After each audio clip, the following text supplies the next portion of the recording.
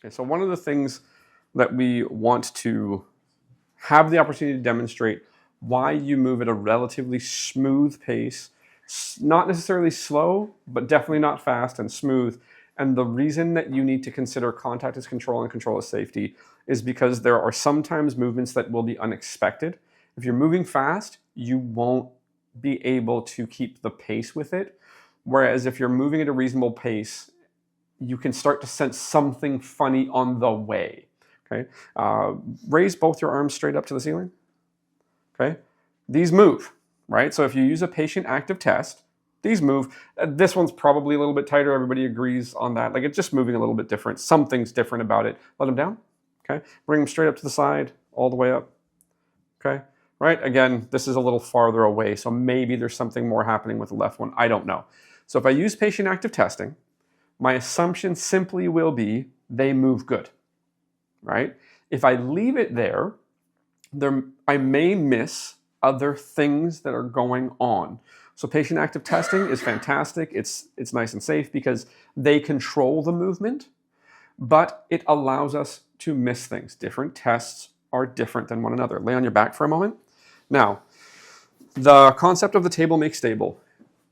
In prone and supine, the patients are the most controlled that they're going to be with no effort from me because essentially half of them is in contact with the table. The moment I lift a limb off the table, I am now responsible for it. I have to protect it, keep it safe. So this is where contact as control is the fundamental thing, right? The more contact I have, the more control I have, the safer it's all going to be. I have lifted a limb off the table.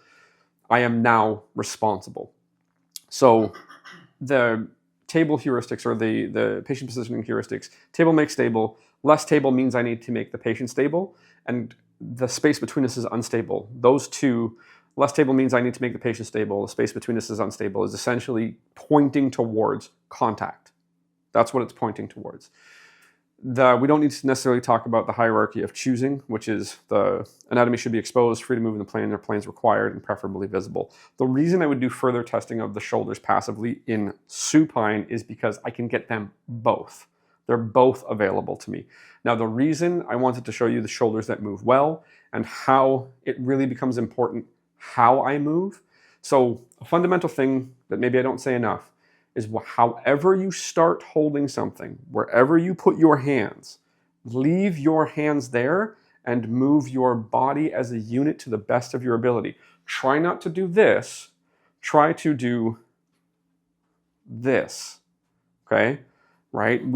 You'll hear in a lot of sports, people talk about footwork, and it doesn't make sense. What they're really talking about is make sure your feet are with you, so that if you want to generate any form of movement or any form of torque or power, you just do it by moving your whole body as a unit, right? So if I was holding on to anything, it would come with me.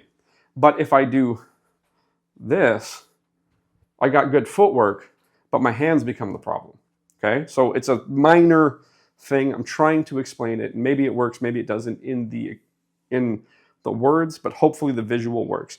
Now, if I just do this, right? If I go like this, okay, visually, this is where multisensory integration becomes very important. Visually, I can see that there's something funny starting to happen here. Now, if I wanted to go farther than that, and I did it by reaching, something funny will happen. The reason I say that, and I don't want to do it, I'll let her show it to you because I don't want to do it, because her shoulders will do funny things, right? Whereas if I'm here, okay, and I walk this way, I can start to see something happening, right? It wants to start to deflect out of plane. Now, if I just keep walking, this is where the funny shoulder stuff will happen.